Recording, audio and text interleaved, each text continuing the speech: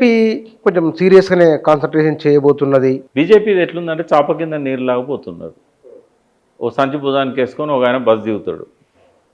ఇక ఆయన ఒకరిద్దరు తెలిసిన వాళ్ళ ఇళ్ళల్లో వండుకుంటూ అక్కడనే భోజనం చేసుకుంటూ రాత్రి సమావేశాలు చేసుకుంటూ ఒక్కొక్కరి చెవిలో మాట్లాడుకుంటూ ఆయన 1 నెల రోజులు 2 నెలలు ఆ ఊర్లో ఉంటాడు.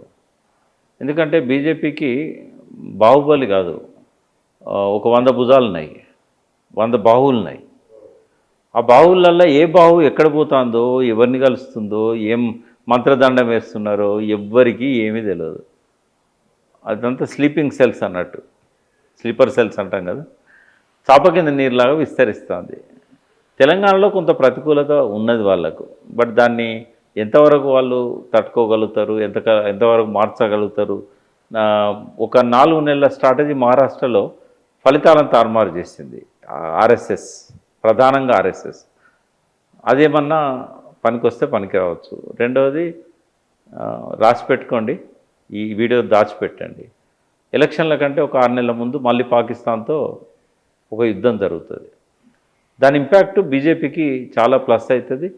చాలా రాష్ట్రాలల్లో అసెంబ్లీ ఎన్నికలకు, ఆ జమిలీ ఎన్నికలు అంటాడు కదా, ఆయన జమిలీ ఎన్నికలు పోతే కనుక దేశవ్యాప్తంగా ఎన్నికలు జరుగుతాయి, ఏదో 1-2 అసెంబ్లీలలో తప్ప.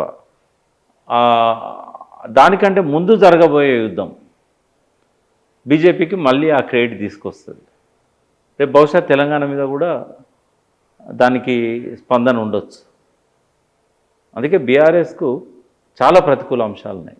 మీరు ఒక 40-50 సంవత్సరాలుగా సీరియస్గా రాజకీయాలను చూస్తున్నారు, కొన్ని ప్రభావితం కూడా చేసిన వ్యక్తుల్లో మీరున్నారు.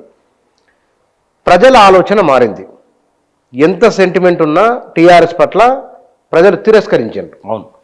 ఎంత భావోద్వేగం ఉన్నా బీజేపీ 10 ఏళ్ల కాలంలో కేసీఆర్ ఉద్యోగాలు ఇచ్చి ప్రాజెక్టులు కట్టి ప్రయత్నం జరిగి బీజేపీ ఏం చేసిందనే ప్రశ్న వచ్చినప్పుడు వాళ్ళ అనుభవం ఒకటి ఉంటుంది కదా ఉన్నది. మరి అనుభవం ఏం చెప్పింది, ఏం చెప్తున్నది, మీ పరిశీలన ఏమిటి? బీజేపీ రోజు రోజుకు పెరుగుతున్నది బలం.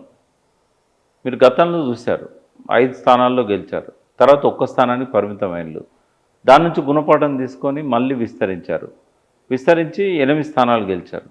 పార్లమెంటుకు వచ్చేసరికి 8 పార్లమెంట్ సీట్లు గెలిచారు. విస్తరిస్తున్నది, అలా అనుమానం ఏం లేదు. ఏ యుద్ధం వచ్చినా రాకపోయినా ఆ మోడీ గారి వల్లనో, అప్పుడేమో ఆర్టికల్ 370 ఇట్లాంటి ఏవైనా కూడా ఇక్కడ వాళ్ళ మీద ప్రభావం చూపెడతాయి. నిన్నగాక మొన్న జరిగిన పాకిస్తాన్ యుద్ధంలో కూడా రావాల్సినంత క్రెడిట్ మోడీకి రాలేదు. బట్ తెలంగాణ లాంటి బీజేపీ లేని రాష్ట్రాలలో దాని ఇంపాక్ట్ చాలా ఉంది, పాజిటివ్ ఇంపాక్ట్.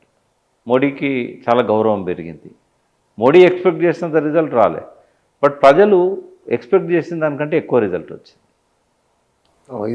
దాని ఇంపాక్ట్ అంటే మోడీ గారు ఎక్స్పెక్ట్ చేసింది ఆక్రమిత పాకిస్తాన్ను కలుపుకోవాలని. అవునవును. బట్ ట్రంప్ అడ్డుపడ్డాడు, అది సాధ్యం కాలేదు. బహుశా మోహన్ భగవత్ గారు ఆయన మాట్లాడుకున్నది కూడా అదే కావచ్చు. ప్రజలందరూ కూడా అది కావాలన్నారు కూడా, పాక్ ఆక్రమిత కాశ్మీర్ తేవాలని అనుకున్నాం. బట్ ఏదేమైనా జరిగింది. టార్గెటెడ్ రేట్స్ ఏవైతే జరిగినాయో 9 స్థానాలలో హఫీజ్ సయీద్ వాళ్ళ కుటుంబం, ఆయన ఉన్నాడు కదా, మసూద్ కుటుంబం మీద టార్గెటెడ్ అటాక్, ఇవన్నీ కూడా అప్రిషియేట్ చేశారు ప్రజలు. మామూలుగా జనావాసాల మధ్యలో ఉన్నా కూడా చూసి కొట్టగలిగారు. మామూలు అసలు లక్ష్యాన్ని వాళ్ళు అనుకున్నారు, కొట్టగలిగారు. టార్గెటెడ్ అంటే ఇటువంటి టెక్నాలజీ మన సైనికుల దగ్గర ఉంది అనేది మొదటిసారి తెలిసింది. మొదటిసారి మనకు తెలియడమే కాదు, పాకిస్తాన్ కూడా తెలిసి వెనక్కు తగ్గారు, భయపడ్డారు. వాస్తవంగా ట్రంప్ కాదు, ఫస్ట్ కాల్ వచ్చింది పాకిస్తాన్ మిలిటరీ జనరల్ నుంచి.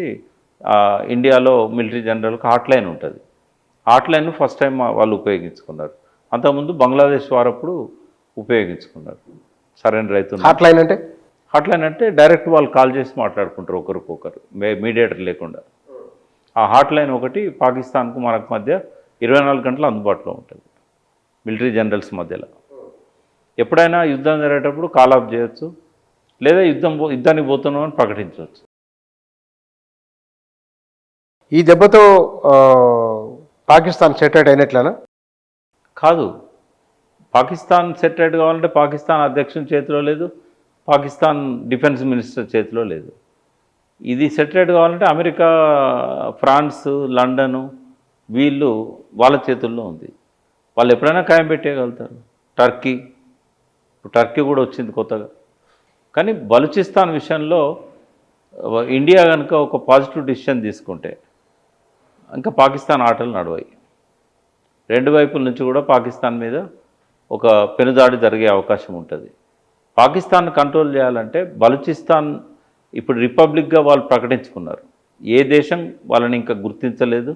అదేవిధంగా యునైటెడ్ నేషన్స్ కూడా గుర్తించమని కోరుతున్నారు. వాళ్ళు అక్కడ రిపబ్లిక్గా డిక్లేర్ చేసుకున్నారు. ఇండియాను ఓపెన్గానే వాళ్ళు ఆయుధ సామాగ్రి కోసం, సపోర్ట్ కోసం నైతిక బలాన్ని ఇవ్వమని కూడా అడుగుతున్నారు. ఒకవేళ ఇండియా ఒక్కడుగు ముందుకేసి పరోక్షంగానో ప్రత్యక్షంగానో వాళ్ళకు గనుక సహకరించి వాళ్ళకు ఆయుధాలు ఇవన్నీ కూడా వాళ్ళకు చేరవేసింది అనుకోండి, ఎట్లాగో మనకు అరేబియా మహాసముద్రం రూట్ ఉంది కదా, బలూచిస్తాన్కు నేరుగా వెళ్ళిపోవచ్చు. కాకపోతే ఆ పోర్ట్ అనేది చైనా వాళ్ళ చేతిలో ఉంది. ఒకవేళ ఏదో ఒక సముద్ర మార్గాన వాళ్లకు వెపన్స్ ఇవ్వగలిగితే బలూచిస్తాన్ పాకిస్తాన్ మధ్యలో భీకర యుద్ధం జరుగుతుంది. ఇప్పటికే పాకిస్తాన్ తట్టుకోలేకపోతున్నది బలూచిస్తాన్తో.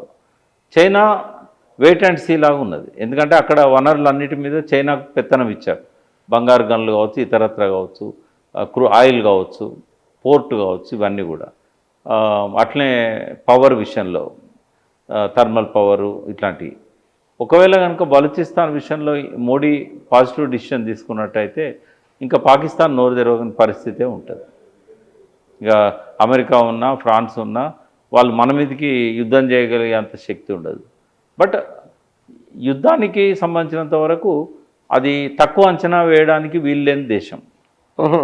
సైనిక పరంగా స్ట్రాంగ్ కంట్రీ ఏది పాకిస్తాన్. మనతో సమానం లేకపోవచ్చు, but one of the strong country. మనతో సమానం లేదు కానీ అయితే అంతర్యుద్ధం అనేది ఒకటి వచ్చినప్పుడు వాళ్ళ శక్తులు బలహీనమైపోతాయి. కాబట్టి పాక్ ఆక్రమిత కాశ్మీర్ను మనం తెచ్చుకోవాలనుకున్నా, పాకిస్తాన్ లొంగ తీసుకోవాలనుకున్నా, బలూచిస్తాన్ను మన వైపు పెట్టుకుంటే ఇక్కడ యుద్ధం జరుగుతున్నప్పుడు అక్కడ అంతర్యుద్ధం జరిగితే దాని ఫలితాలు వేరుంటాయి. మొన్న యుద్ధం స్టార్ట్ కాగానే ఒక 8 గంటల్లో 57 ప్లేసులలో వాళ్ళు వాళ్ళ ప్రతాపాన్ని చూపెట్టారు బలూచిస్తాన్ వాళ్ళు. 57 ప్లేసులు ఒక 8 గంటలు. అంటే అంతర్యుద్ధం అంటే ఆ స్థాయిలో ఉంది అక్కడ. కాబట్టి మోడీ ఓన్లీ డైరెక్ట్ అటాక్ కాకుండా పరోక్షంగా బలూచిస్తాన్ ఎంకరేజ్ చేసి వాళ్ళ ద్వారా కూడా పాకిస్తాన్ను చికాకు చేయాల్సిన అవసరం ఉంటుంది. కానీ ఇక్కడ మీరు చర్చ వచ్చింది కాబట్టి అరవింద్ కేజ్రీవాల్ కనబడడం లేదు, నిలబడడం లేదు ఇక్కడ. అంటే కేసీఆర్ లాగానే ఆయన కొంత సమయం పాటిస్తున్నాడు. కొంత టైం పడుతుంది. ఇప్పుడే రాగానే ఎందుకు కామెంట్ చేయాలి, కొత్త ప్రభుత్వం వచ్చింది అక్కడ. కేసీఆర్ లాగానే ఆయన ఒక వ్యూహాత్మక మౌనం అని మనం అనుకోవాలి.